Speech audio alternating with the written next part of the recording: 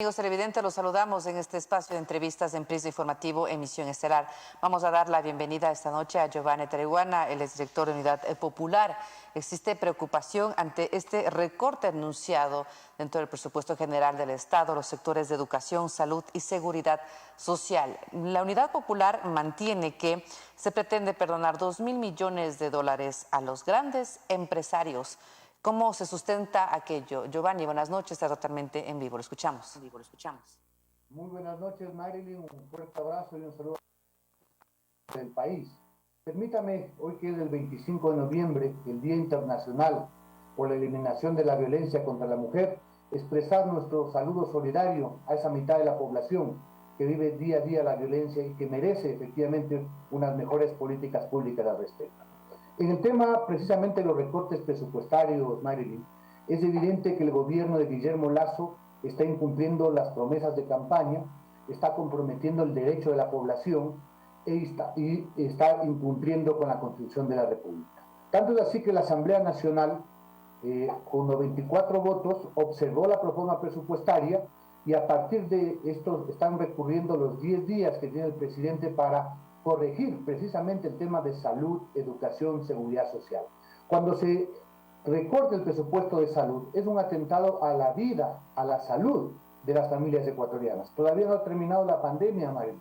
Hay dificultades en el tema de acceso a medicina, insumos, faltan médicos, enfermeras que están siendo despedidos. Por eso, cuando el presidente plantea rebajar 261 millones de dólares en la salud, está atentando contra la vida. Casos similares en el tema educativo, precisamente.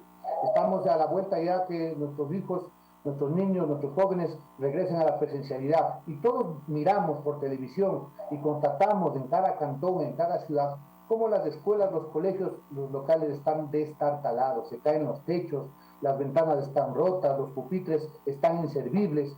Y algo que es fundamentalmente preocupante, las baterías sanitarias, el acceso al agua potable están efectivamente en malas condiciones. El propio Ministerio de Educación ha planteado que necesita 650 millones de dólares para poner a punto los locales escolares. Por eso es que no se entiende que el presidente Guillermo Lasso plantea un recorte de 954 millones de dólares para el año 2022. Por eso entonces, ¿cómo se entiende esta dinámica, mi estimado Giovanni, de que ya se haya dado precisamente esta apertura, esta decisión de que se reintegren los estudiantes a clases presenciales cuando las falencias son evidentes? ¿Cómo se puede solventar y ante este recorte, posible recorte también para el año 2022? Por supuesto, esa es la preocupación que tenemos los padres de familia, que tienen los maestros y que los estudiantes han manifestado.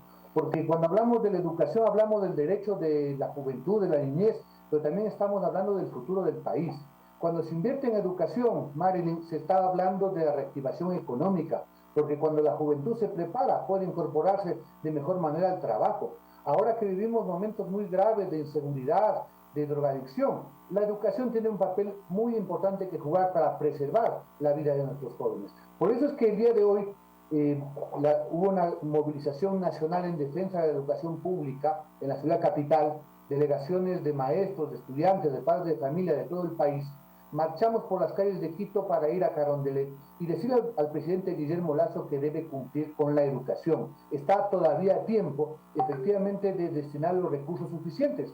Por ejemplo, estamos ubicado el tema de que las escuelas, como están planteadas, van a haber hacinamientos, sobre todo en las grandes ciudades, aulas de 40, 60 estudiantes, en las condiciones de la bioseguridad no son factibles, pero adicionalmente ese número de estudiantes dificulta el aprendizaje pedagógico. Se requiere, por tanto, fondos, presupuesto para contratar más efectivamente docentes, maestros y maestras. Si vemos el tema universitario, si me permite Marilyn, en el tema de la Universidad Técnica del Norte, se está recortando aproximadamente en más de 5 millones de dólares el presupuesto de la universidad.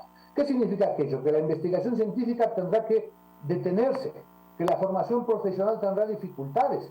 Y algo que es fundamental, si las universidades y escuelas politécnicas no tienen presupuesto, no pueden ampliar la oferta académica, no pueden ampliar los cupos, crear nuevas carreras. Y por tanto, la juventud se queda al margen de la educación superior. Lamentablemente es otra promesa incumplida por parte del gobierno nacional.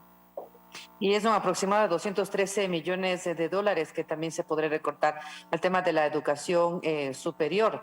Pero ¿cuáles son las salidas? ¿Cuáles son las posibles salidas ante todos estos anuncios y luego del análisis pertinente de la Asamblea Nacional, por supuesto? Si es que en efecto se da esta supresión de este presupuesto que es importante para estas áreas. Bueno, la Asamblea ha hecho lo que le correspondía, observar la proforma, y hoy el presidente tiene 10 días para efectivamente cambiar las asignaciones y establecer lo que es primero. Siempre debe ser primero salud y educación. Si el presidente insiste y tiene otras prioridades, como pagar la deuda externa en lugar de la vida, pagar la deuda externa en lugar del derecho de los niños y los jóvenes, evidentemente tendremos que recurrir ante la Corte Constitucional. Todos los gobiernos, y esta no es la excepción, cuando se trata de salud y educación, siempre les falta la plata. Pero para pagar puntualmente la deuda, efectivamente son número uno. Obviamente hay alternativas, Marilyn. Nosotros planteamos, en primer lugar, que la Asamblea que mañana apruebe una reforma tributaria no puede darse el lujo de perdonar 2.000 millones de dólares en intereses y mora de los grandes empresarios. Una vez más, ya lo hicieron en el 2015, lo hicieron en el 2018, pero ¿cómo es posible que les perdonan a los grandes empresarios y banqueros 2.000 millones y a la educación le quitan 950 millones? Eso no tiene sentido. Y por otra parte, el gobierno debería dar paso a cobrar a los grandes evasores del impuesto a la renta. Según la CEPAL, que es la Comisión Económica para América Latina, son 7.600 millones que se podrían recuperar, no solamente para salud y educación, sino también para reactivar la producción. Bien, ahora su posición también Comunidad Popular también es el cumplimiento del gobierno en cuanto a las obligaciones con el IES, con un total de 1.251 millones de dólares, Giovanni. El gobierno está incumpliendo una obligación legal, constitucional, que es el aporte a las pensiones jubilares por el 40% y también para la atención de salud de los enfermos catastróficos. Y al gobierno incumplir en 1.200 millones este año, si le sumamos a una deuda anterior de 7.000 millones, están quebrando efectivamente el fondo de salud. Por eso es que los hospitales del IES no tienen medicinas, están despidiendo personal de salud. Pero en poco tiempo, adicionalmente, el fondo de pensiones va a quebrar. ¿Qué significa? Que los actuales jubilados y quienes vamos en ese camino, en pocos años no habrá efectivamente el fondo que aguante en el tema de pensiones. Por eso el gobierno debe cumplir no solamente la Constitución y la ley, sino que hay dos sentencias de la Corte Constitucional que obligan al Estado, al gobierno central, efectivamente, de cumplir las obligaciones con el IES. Al final del día, Marilyn, estamos cumpliendo ya 6 meses de este gobierno. Como dirían los estudiantes universitarios, el gobierno está perdiendo el semestre. Así lo dicen las encuestas.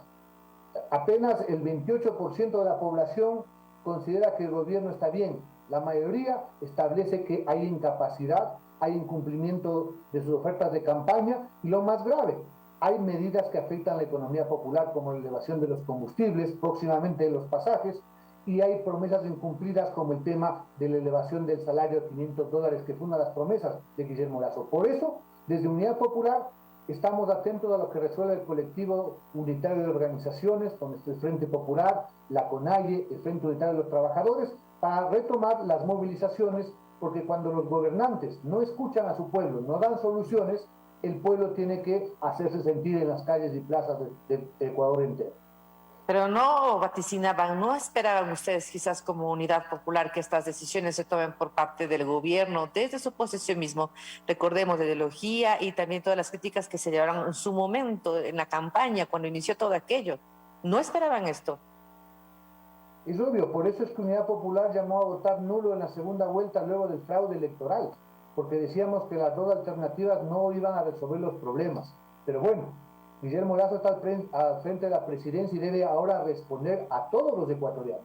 Y tiene que cumplir sus promesas de campaña y debe cumplir con la ley. Y el pueblo ecuatoriano tiene la posibilidad de hacer demandas, plantear propuestas, y obviamente eso es la democracia. Ahora mismo, Marilyn, el gobierno está anunciando con bombos y platillos la entrega del petróleo, de las telecomunicaciones, de la electricidad a sectores extranjeros para privatizarlo. Quieren llevarse la carne y dejarnos el hueso. Eso no lo podemos permitir. Por eso es que es indispensable que el pueblo ecuatoriano se unifiquen sus organizaciones, participen en las acciones. Vamos a ver el día de mañana si se aprueba esa reforma tributaria que realmente es inconveniente porque le mete la mano a los sectores medios, porque perdona a los grandes banqueros y sobre todo no plantea el cobro a los grandes evasores. Y de allí tomarán ustedes la decisión precisamente de tomarse de las calles, en protestas. Y en esta afán, si es que se diese precisamente esta aprobación de la reforma tributaria, tienen planificada esa coyuntura, esa unión con otras distintas organizaciones sociales, quizás la misma indígena que se encuentra en un descanso, en un análisis también de esta situación general que atraviesa el país. Por supuesto, la defensa de la vida, de los derechos de la población. El Ecuador tiene y su gente tiene derecho a vivir con dignidad, a tener trabajo, a que los pequeños empresarios puedan salir adelante. Hay que bajar las tasas de interés y para eso se requiere la unidad y la organización del pueblo. Nosotros hemos hecho propuestas, vamos a seguir en el debate junto a organizaciones como Pachacute, con los compañeros de la CONAIE, de la Unión Nacional de Educadores, de la FEBU, pero este debe ser una minga de todo el pueblo. No podemos resignarnos a que el gobierno de Guillermo Lasso, por la vía dogmática del Fondo Monetario Internacional, empeore aún las condiciones de vida de los ecuatorianos. Creo que el pueblo ecuatoriano sabrá hacerse escuchar y va a seguir defendiendo la vida. Resta esperar, mi estimado Giovanni. Finalmente, ¿qué les decimos a los ecuatorianas también, los ibabureños que lo escuchan en este momento, dado el análisis de esta situación? Bueno, decirle al pueblo ecuatoriano y al pueblo de Imbabura que es necesario la unidad. Solo el pueblo puede salvar al pueblo. Hay que participar, hay que levantar la voz, hay que proponer alternativas y por supuesto debemos luchar porque esa es la única vía para hacer respetar la vida y los derechos de los compatriotas. Listo, muchísimas gracias. Ha sido Giovanni Tereguana, director de Unidad Popular, dialogando precisamente ese tema que está preocupando a varios sectores en cuanto a este recorte presupuestario para el siguiente año. Esperemos que se tomen las medidas de manera concienzuda por parte del Ejecutivo en pro del desarrollo de los ecuatorianos y ecuatorianas. Muchas gracias, Giovanni, por estar con nosotros esta noche. Muchísimas gracias y una buena noche.